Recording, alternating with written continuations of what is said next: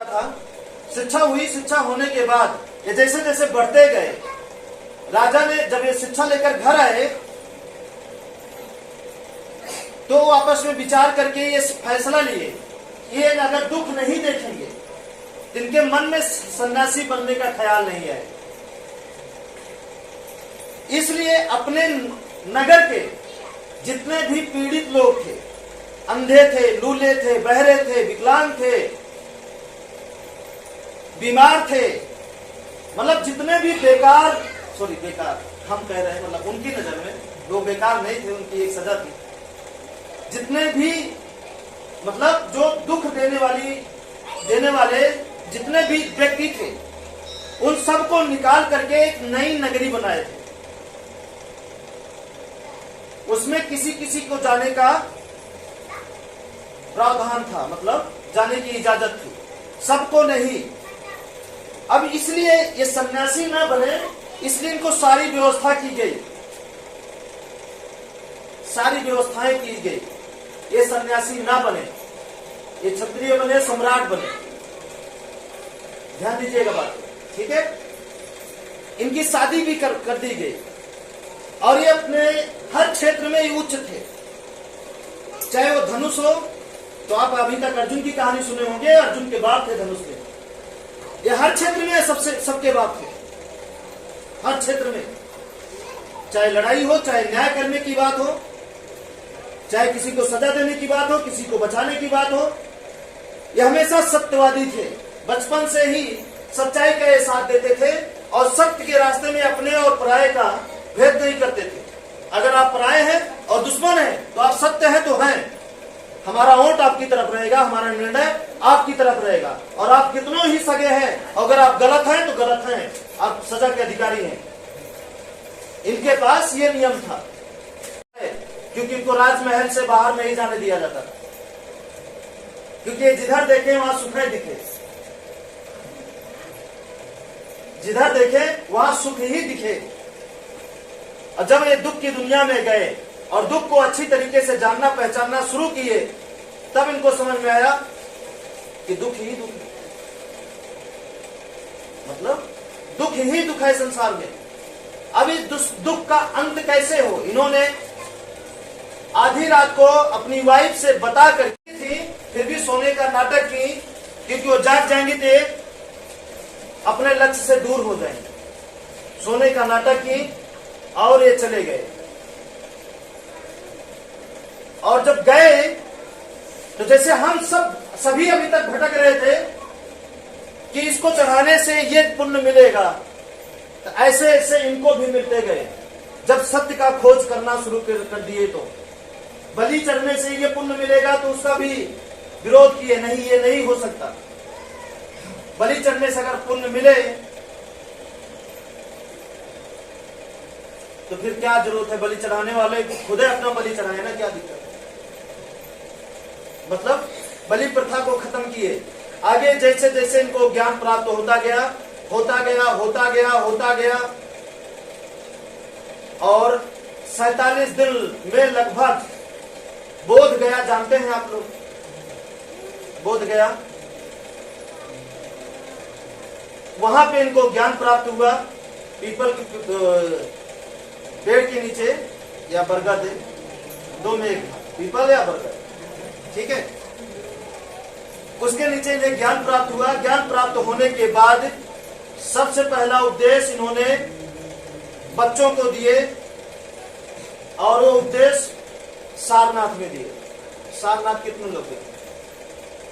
कोई नहीं गए। और काशी, हम दोनों जगह गए हैं, घबराइए।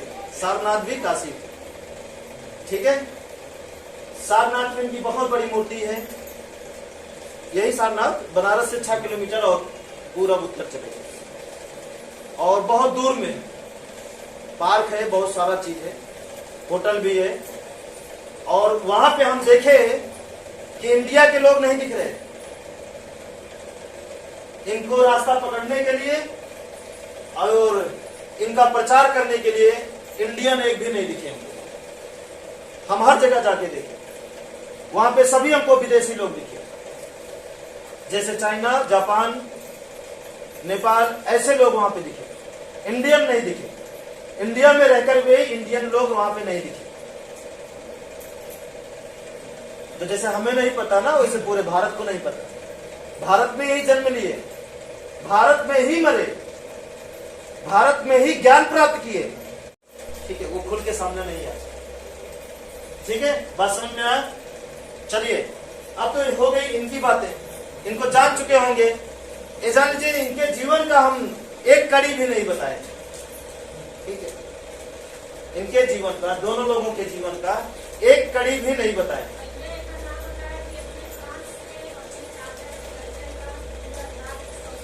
हाँ हाँ हाँ, मतलब जब सब कुछ त्याग ही दिए तो लेना ही है सारा राज, हर चीज। बस उनको क्या दिख रहा था? लोगों के जीवन का दुख दिख रहा था, लोगों के जीवन का आंसू दिख रहा था, लोगों के जीवन का निर्दोषपन दिख रहा था कि अगला निर्दोष है फिर भी आंसू बह रहा है,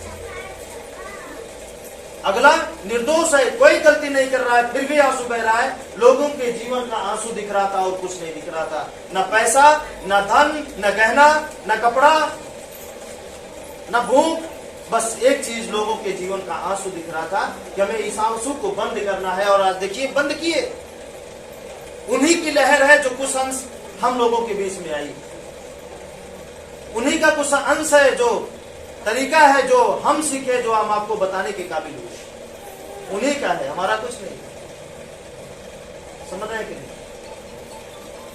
ठीक है, मतलब उन्हीं की लहरों को हम और आगे बढ़ाने का प्रयास कर रहे हैं कि जो बचा कुचा दुख है वो भी जीवन से खत्म हो जाए। बड़ा दुख तो खत्म कर दिए, लेकिन जो छोटा छोटा दुख है, कांटों की तरह जो चुभ रहा है और मानव जाति की हमेशा के लिए रक्षा करता रहे। और ये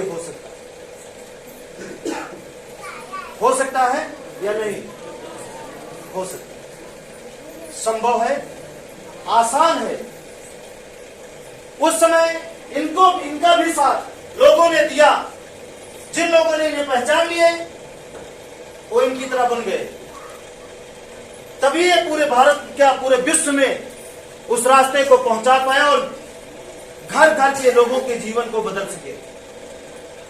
इनके जमाने में इनका भी लोगों ने साथ दिया जो इन्हें पहचान लिए, और इस जमाने में इस रास्ते का भी लोग साथ दे रहे हैं जो इस रास्ते को पहचान लिए और घर घर पहुंचाने का काम है। इसमें कोई दूर नहीं। हो रहा है कि नहीं हो रहा है?